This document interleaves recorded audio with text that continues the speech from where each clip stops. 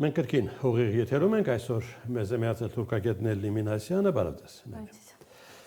Թուրքիայի անվտանգության խորհուրդը հայ-ադրբեջանական կարգավորման ջանքերին աջակցություն է հայտնել։ Շարքային տեղեկություն է։ Բացի դրանից կար տեղեկություն, որ քննարկվել են ըստ էության որոշակի ավելի իմ կարծիքով բովանդակային հարցեր են քննարկել եւ ինչ որ որոշումների ըստ էության կարելի է սպասել առաջիկայում։ Ինչի հետևանք է։ Իմ կարծիքով Վաշինգտոն այցի արդյունքը։ Նկատի ունեք Թուրքիայի, այո։ Թրամփի հետ հանդիպման ավելի շուտ, այդ ավելի լայն ուրեմն անձնակազմերով հանդիպում տեղ ունեցավ, քննարկումներ, ամենատարբեր հարցերն են իրանք քննարկել, ներքին, արտաքին հիմնականում, լայն տարածաշրջանային կոնֆլիկտների եւ կարծում եմ սա նույնպես մասսա գտել այդ քննարկումների։ Այսինքն ենթադրում եք, որ հայ-ադրբեջանական Վաշինգտոնյան համաձայնագրի նկատմամբ Թուրքիային ուղղորդում է Վաշինգտոնը, ինչ որ առումով այո, որովհետև ըստ էության Թուրքիայի մոտ եւս Վաշինգտոնյան հռչակագիրը որոշակի ուրեմն փոփոխություններ առաջացրեց, որտեղ այս պարագայում Միացյալ Նահանգների ներգրավվածությունը կարևոր է Անկարայի քաղաքականության համար։ Իհարկե եղան քննադատություններ, եղան այնպիսի տեսակետներ, որ ԱՄՆ-ի ավելի լայն ներգրավմամբ Թուրքիան ռազմավարական պարտություն աստեցության կրում, որովհետև կամ հետընթաց ապրում, որովհետև եթե նախկինում ինքը հիմնականում Ռուսաստանի եւ Իրանի հետ պետքա տարածաշրջանային հարցերը քննարկել, ինչի մասին անդադ խոսում էին, եւ Թուրքիան նաեւ դեմ էր արտատարածաշրջանային ուժերի մեր տարածաշրջանի իրադարձությունների ներգրավվելուն։ Հիմա տեսեք եկել է Վաշինգտոնը, որի հետ իրանք ունեն բազմաթիվ խնդիրներ առնվազն եւ ստիպված են դա ընդունել եւ այստեղ մի շատ կարեւոր խնդիր էլ կա վերաբերում է Թուրքիայի ներքաղաքական կյանքին, որտեղ դրանից հետո հատկապես ընդդիմությունը անդադ նշում է, որ ոչ թե Թրամփը կամ նահանգները պետք է Էրդողանին ըստ էության Թուրքիայում կառավարելու լիազորությունը կամ իրավունքը տան, այլ ուրեմն Թուրքիայի ժողովուրդը։ Նշեցիր Նյու Յորքում Էրդողան Ալիև հանդիպում չեղավ, շփում չեղավ։ Ինչ որ ազդակ է դա։ Չեմ կարծում, ես կարծում եմ ուղղակի դա ավելի շուտ օրակարգի սահմանափակվածության հետ է եղել, բայց կանանց մակարդակով եղել է հանդիպումներ։ Թուրքական ավիաուղիները կանոնավոր չվերթներ կիրականացնի Հայաստան։ Գիտեք, երկու կողմից կարելի է այս Չի եղել, չէ՞ երբևէ։ Չէ, երբևէ չի եղել։ Նշեմ, որ Turkish Airlines-ը դա ամենախոշոր ընկերությունն է աշխարհի մակարդակով, այսօր կարելի է անգամ ասել, մի քանի խոշորների է ինքը զիջում, եւ ինքը հանդիսանում է Թուրքիայի մեղմ ուժի քաղաքականության կարևոր մեխանիզմներից։ Այսինքն այս առումով Հայաստանը պետքա որոշ ուրեմն առնվազն ինֆորմացիաներ դիտարկի։ Մյուս կողմից ըստ էության կարելի է համարել դրական, եթե միջև վերջ իհարկե նա այդ ուրեմն թռիչքներ իրականացվեն, որտեվ այնտեղ նշվում է, որ դեռ պետք է հասկանան, գնահատեն իրավիճակը, արդյոք այդ պոտենցիալը կա, թե չկա։ Զուտ տնտեսական կամ տրանզիտ տեսանկյունից իմ կարծիքով օգտակար կլինի, որտեղ Ստամբուլի օդանավակայանը միջազգային խոշոր օդանավակայան է, ըստ էության այդ օդանավակայանից տրանզիտ առումով որտեղ ուզես կարող ես գնալ։ Կապենք Քլչի այցի հետ, այսպեսի։ Կարելի է կապել, որովհետև ըստ էության այստեղ նույնպես քննարկվեցին բովանդակային հարցադրումներ եւ դրանցից ամենակարևորներից ըստ էության ապաշրջափակման, տրանսպորտային ուղիների եւ այս տարբեր հարցեր են քննարկվել եւ գուցե սա կարելի է համարել այսպես սկիզբը, որտեղ նախկինում էլ կար իմջայլոց թուրքական ավիաընկերություն Pegasus-ը, որը որ իրականացնում էր։ Հիմա կարծեմ իրանք 20-ից հետո չեն իրականացնում կամ շատ սահմանափակ էր, բայց այս կամպանիայի գալը Հայաստան դա արդեն շատ ավելի լուրջ է։ Թուրքիայի տրանսպորտի նախարարը ասում է մենք հիմք ենք դրել Զանգեզուրի հաղորդակցությանը չգիտեմ ճիշտ է թարգմանված, միջանցք բառը չի օգտագործվել, չի օգտագործել, որտեղ այլևս օգտագործելի չի, դե պահա նպատակարար չի եղել։ Ընդհանրապես Հիմա մենք գալիս ենք այդ վեճին, որը վերջին օրերի Այո։ Ընդհանրապես այ մյուս ուրեմն խնդիրը Վաշինգտոնյան դեկլարացիայի դա էր, որ այդ փաստաթղթի ստորագրումից հետո, ինչպես գիտենք, ճանապարհի անվանումը ըստ էության փոխվեց TRIP, եւ դրանից հետո Թուրքիան ավելի զգուշությամբ այդ բառն արտահայտում, եթե օրինակ փոխվել է նաեւ խնդրի բովանդակությունը։ Այո, փոխվել է նաեւ խնդրի բովանդակությունը։ Տեսեք, այստեղ իրենք ուզում են միջին միջանցք, որի հետ կապված կարծես թե արդեն պայմանավորվածություն ունեն Չինաստանի հետ, որտեղ մեծ հաշվով դա չինական ուրեմն գոտի ճանապարհի մասը հանդիսանալու եւ այստեղ միջին միջանցքի մի հատված ուրեմն մեր հատվածը այսպես կոչված Զանգեզուրի միջանցքը իրենց բառապաշարում եւ իհարկե այստեղ իրանք ռազմավարական խնդիրներ էին դնում այլ լուրջ ավելի խնդիրներ կար բայց հիմա այսպես մոտեցման փոփոխությամբ հա եւ անունի փոփոխությունը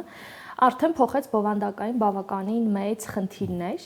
եւ այդ դրանից հետո թուրքական կողմը արդեն հիմնականում միջանցք բառ չի օգտագործում, այլ օգտագործում է հաղորդ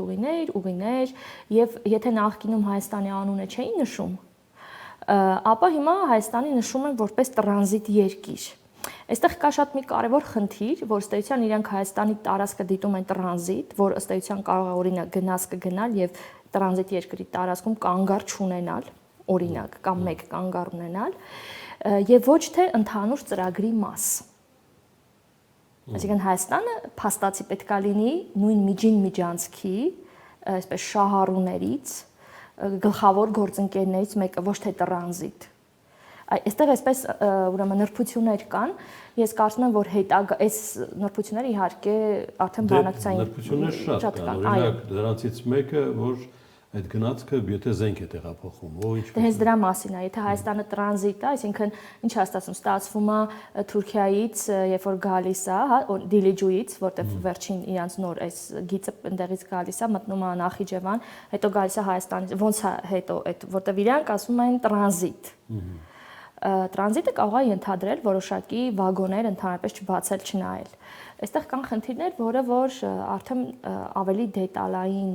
համաձայնություն պետք է լինի, բայց կարծում եմ մեծ հաշվով թուրքերի հետ չէ։ Թուրքերը ինչ որ մի պահի սրան կմիանան, այստեղ կարևոր է ամերիկացիների դիրքորոշումը։ Դե հա, ես հենց դա եմ ուզում հարցնել, այսինքն թուրքական կողմը ամերիկյան առաջարկին չի ընդդիմանում։ Չէ, չի ընդդիմանում, որտեղ տեսեք, Թուրքիան նախ չունի այդպիսի ըստ էության ռեսուրսներ ամերիկյան որևէ առաջարկի, դա կլինի միջին արևելքում, հարավային Կովկասում, թե մերձավոր արևելքում ընդդիմանալու համար, որտեղ այսօր Թուրքիան այդ վիճակում չի գտնվում։ Այլ ինքը ավելի մեծ խաղի մեջ է ու ինքը փորձում է ավելի շատ կարևոր հարցեր լուծել մերձավոր արևելքում, որն իր համար շատ ավելի կենսական է, քան թե այստեղ այդ խնդրի հետ կապված, դրա համար իրանք այստեղ կգնա զիջումների ավելի շուտ։ Ընդդիմանում է Ալիևը։ Ալիևը այո ընդդիմանում է եւ Ալիևի խոսույթը ըստ էության հենց դրա մասին է փաստում, որտեվ Ալիևը ինքը բնականաբար կուզենա այդ տրանզիտի այսպես մեծ մասի տերը լինել։ Բա ինչպես են բացատրելու Վաշինգտոնին։ Գիտեք, օրինակ վերջին Ալիևի ելույթները լսելուց ինձ մոտ այսպես մի տպավորություն ուրեմն առաջացավ, որ իրենք ըստ էության այնտեղ բանակցություններում ավելի ռեալիստական են մոտենում, ավելի բովանդակային խնդիրներ են քննարկում, բայց ռետորաբանությունը մի փոքր այլ է, որը կարող է ուղղված լինի օրինակ ներքին լսարանին։ Կամ Հայաստանի լսարանին։ Դե Հայաստանի լսարանը եւս շատ Ալիևի ոնց որ ամենօրյա խոսքերից տելով է զբաղվում, որը որ իհարկե այո, նաեւ Հայաստանի լսարանը։ Ես ուզում եմ Ադրբեջանի եւ Թուրքիայի միջեւ ինչ-որ հակասություն փնտրել, որովհետեւ վերջին տրամադրությունները կարծես այդ մասին խոսում են, բայց չեմ համարձակում դա անել, որովհետեւ հնարավոր չի կարծես թե Անկարա եւ Բաքվի մեջ գտնել։ Բայց Գազայի եւ Պաղեստինի միանգամից ասեմ, որտեղ եմ դա տեսնում, Գազայի եւ Պաղեստինի նկատմամբ միջազգային ուշադրությունը Թուրքիային եւ Ադրբեջանին տնում է քաղաքական տարբեր ճամբարներում, չէ՞։ Գիտեք, ինձ թվում է դա միայն առաջին հայացքից է առայժմ այդպես, որովհետև նախ Թուրքիան ինչ չափով է ընդգրկված այդ գործընթացի մեջ։ Այո, վերջին փուլում ըստ էության որոշ չափ ընդգրկվեց մանավանդ Դոհայում ընթացող 3 այսօր բանակցություններին, Իբրահիմ Քալանը ըստ էության թուրքական կողմին է ներկայացնում, եւ այո, Թուրքիան արդեն ունի որոշակի ներգրավվածություն։ Մյուս կողմից փաստերը ցույց են տալիս, որ Թուրքիան նույն Իսրայելի հետ օրինակ տնտեսական հարաբերությունները կամ չի սահմանափակել, կամ շատ քիչ է սահմանափակել։ Էրդողանը ինչ հիմքով է ասում, մենք դադարեցրել ենք տնտեսական։ Դե գիտեք ինչ Էրդողանը ասում է, բայց օրինակ նույն ընդդիմադիր դաշտից մեծ բաներ բերում են, օրինակներ, որ ընդհանրապես չի սահմանափակվել, ընդհանրապես ձևն է փոխվել։ Եթե նախկինում ուղիղ առևտուր էր իրականացվում, հիմա Կիպրոսի միջոցով է իրականացվում, օրինակ։ Կամ Ադրբեջանի միջոցով է իրականացվում։ Այստեղ ես դեռ չէի շտապի հակասություն տեսնել նրանց մեջ, որտեղ ավելի շուտ, տեսեք, ես մի այսպես դիտարկում անեմ, Թուրքիան ինքը հաշվի առնելով Իրանի փորձը մերձավոր արևելյան իրադարձություններում, հատկապես վերջին 14-օրյա պատերազմը, եկել է մի այսպիսի եզրակացության, ընդ որում իրանք դա հրապարակել են փաստաթղթի տեսքով, վերլուծության տեսքով, որ Թուրքիայի համար շատ կարևոր է, այսպես կարևոր մեխանիզմներից մեկը դաշնակիցներ ունենալն է, այսինքն ինչ-որ առանցք ձևավորելն է։ Ըստ էության Իրանը այդպիսի առանցք ձևավորել էր, բայց Իրանն էր մենակ որպես պետություն եւ մնացածը պրոքսի ուժերն էին, որը փաստորեն չաշխատեց։ Թուրքիան սա դիտում է, որ ինքը պետք է առանցք ձևավորի պետությունների հետ, ու որպես այդպիսի պետություններ այդ փաստաթղթում նշված է Ադրբեջանը, այսինքն եւ մենք տեսնում ենք արդեն կամած Ադրբեջանի ներգրավվածությունը Սիրիայում, տեսեք նավթամատակարարում, որոշակի հարթակատրամադրում, փորձում է միջնորդական դեր ստանձնել Իսրայելի ու Սիրիայի միջև։ Չի բացառվում, որ Գազայի հետ կապված ինչ-որ գործընթացներում էլ փորձեն այսպես օգնության հասնել ավելի շուտ Թուրքիային։ Նշում է նաև որպես այդպիսի պետություն Սիրիային, Հյուսային Կիպրոսին եւ Պակիստանին։ Այսինքն շատ ավելի հեռուն գնացող, շատ ավելի այսպես լուրջ քայլերի նախապատրաստելու մասին է։ Թե իրականում ինչպես կաշխատի, դժվար է ասել, որտեղ այստեղ իմ կարծիքով դեր կխաղան խոշոր տերությունների դիրքորոշումները։ Դե ամեն դեպքում Պաղեստինի շուրջ անսպասելի բաներ է տեղի ունենում, ճանաչում են Պաղեստին պետությունը։ Ճանաչում են այո Պաղեստին պետությունը եւ տեսեք Թրամփի ուրեմն ծրագիրի Թուրքիան ճանաչել է վաղուց ճանաչում, այո։ Հիմա Բաքուն ինչ անում։ Ես ինչքան գիտեմ Բաքուն նույնպես ճանաչել է Պաղեստին պետությունը, իրանք շատ ավելի վաղուց են ճանաչել այդ պետությունը։ Բայց այստեղ խնդիրը ոչ թե ճանաչումն է, այդ ամբողջ գործընթացը իրականացնելն է, կազմակերպելն է։ Աշխարհը ճանաչում է, բայց ինչպես է պատրաստվում աջակցել, որ Պաղեստին պետությունը կայանա։ Այսինքն ճանաչելը մեկ ուրիշ խնդիր է այն դեպքում, երբ որ ավերակներ են, եւ այստեղ մենք տեսնում ենք Թրամփի ծրագիր, որին իմջայլոց Թուրքիան անմիջապես հավանություն տվեց։ Թուրքիան,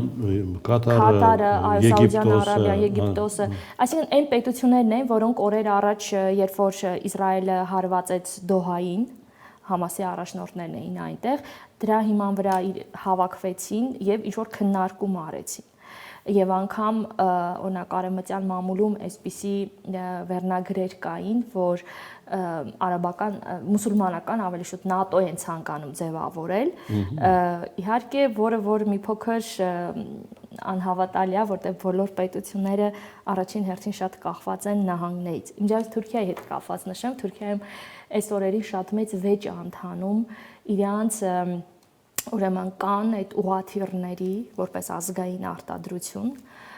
ռազմական կործանիչների մասնախոսք այդ ծրագրի հետ կապված, երբ որ Հական Ֆիդանը Վաշինգտոնից վերադառնալուց Նյու Յորքից ավելի շուտ հայտարարեց, որ այդ ծրագիրը կանգ է առել։ Տեսեք, իրանք տարիներով թուրքական հասարակությանը ասում էին, դե այդ հարկեր, այդ ամեն ինչ մենք գնում ենք ռազմական արդյունաբերության ոլորտի վրա, ոչինչ որ մեզ F-16 չեն տալիս, մենք սեփականն ենք ստեղծում։ Եվ հիմա ասում են ծրագիրը կանգ է առնում, ինչի, որովհետև շարժիչներ չկա։ Շարժիչներ պետքա տա Միացյալ Նահանգները, իսկ Միացյալ Նահանգները չի տալիս։ Կամ առաջարկում է բերեք մեզ մոտ համատեղ ինչ-որ մի բան կանենք։ Այսինքն իրականում խնդիրներ իրանք ամերիկացիների հետ շատ ունեն եւ հազիվ թե ինչ-որ գործ հատկապես Էրդողանը, որ ներքին կյանքը եռում է իրականում հակա-ամերիկյան ինչ-որ բան անի։ Դե Էրդողանը հավանաբար էլ չի առաջադրվի։ Ես դեռ չեմ շտապի այդպիսի բան ասել, որովհետև հնարավոր է արտահերթ ընտրություններ անեն։ Եվ որը հերքում է ինքը առայժմ հերքում է, բայց տեսեք 28 թիվն է, 2028 դեռ տեսնենք ինչ տեղի կունեն։ Այսինքն այս որպես տարբերակ չպետք է բացառել։ Չնայած կարծես թե այնպիսի դիրքավորում է փորձում ապահովել, որ իշխանության տրանսֆորմացիա լինի։ Թուրքիան Հայաստանի հետ հարաբերությունների բարելավման ինչի մասին խոսեցինք սկզբից, չէ՞, այդ փոքր քայլերով մոտենում է մեծ քայլին, թե ուղեփակոցը առայժմ հայ-ադրբեջանական համաձայնագիր։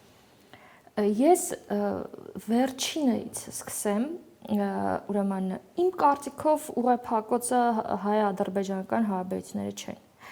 Ես միշտ այն տեսակետին եմ եղել, որ Ադրբեջանը այստեղ ընդհանրապես Ադրբեջանին Թուրքիան օգտագործել է որպես միջոց, որպես գործիք Հայաստանի հետ հարաբերությունների չկարգավորման ու իրական պատճառները ուրիշ տեղ պետք է փնտրել։ Իսկ թե Թուրքիան ինչ քայլի կգնա, իրականում դժվար է ասել, որովհետև տեսեք, սահմանի փակումը եւ ընդհանրապես այս ամբողջ process-ը իմ կարծիքով քաղաքական որոշման արդյունք է, որի վրա տարբեր ուրեմն ազդեցություններ են եղել եւ շարունակում են մնալ այդ ազդեցություններն ու այդ խնդիրները։ Եվ չեմ բացառի, որ արագ այդ քաղաքական ազդեցությունը փոփոխվի։ Եվ տեղի ունենա սահմանի բացում։ Եվ տեղի ունենա սահմանի բացում։ Տեսեք, հիմա փաստացի, եթե առաջիկայում Ռուբեն Ռուբինյանը եւս հայկական պատվիրակությամբ գնա ուրեմն Թուրքիա, ըստ էության մենք տեսնենք, որ դիվանագիտական անձնագրեր ունեցողների համար սահմանը բացվում է, որտեղ թուրքական պատվիրակությունը եկել է ըստ էության նույն տրամաբանությամբ։ Եթե երրորդ երկրների ուրեմն քաղաքացիների համար, այսպես սկզբնական ինչ-որ մի փուլ կամ ավելի շուտ ինչ-որ ռեժիմ, ինչ-որ, այսինքն չեմ բացառում, որ լինի հանդիպում եւ որոշում սահմանի հետ կապված որոշակի խնդիրների հետ կապված։ Մնացածը արդեն ժամանակը ըստ էության ցույց կտա։ Մարգարայի անցակետը պատահական էր ընտրվել հանդիպման վրա։ Չէ, իհարկե չէ, որտեղ Մարգարայի անցակետը ըստ էության Հայաստան, Թուրքիա հիմնական անցակետն է, որը նաև հայկական կողմից ընդհանրապես խորհրդային ժամանակ էլ հիմնականը դա է աշխատել։ Այնպես որ, այսինքն անցակետերը շատ չեն, երկու անցակետ է։ Ախուրյանն էլ վատ չի աշխատել։ Այո, դա էլ վատ չի աշխատել, բայց երկաթգիծը այդ հատվածում է, եթե ուզում են ավելի մեծ։ Բայց սա Երևանին ավելի մոտ է մայրաքաղաքին, գուցե այդ տեսանկյունից, որ պատվիրակությունը պետք է գար Երևան։ Այնտեղ ավելի շուտ գիտեք, ես կարծում եմ ախուրիկը կօգտագործվի այն երկու դեպքում, երբ որ արդեն կոնկրետ ծրագիր լինի անի կամուրջի վերականգնման հետ կապված, ինքնին որ կողմերը հանդիպեն սահմանագծին սիմվոլիկ ու ոնց որ մեկնարկ տան այդ վերանորոգմանը կամրջի կամ երկաթուղու հետ կապված ինչ-որ գործընթացում։ Այսքանը, շնորհակալություն։ Նելի Մինասյան, թուրքագետ եւ վերջ այսօր։ Ավարտեցինք, կհանդիպենք վաղը նույն ժամին։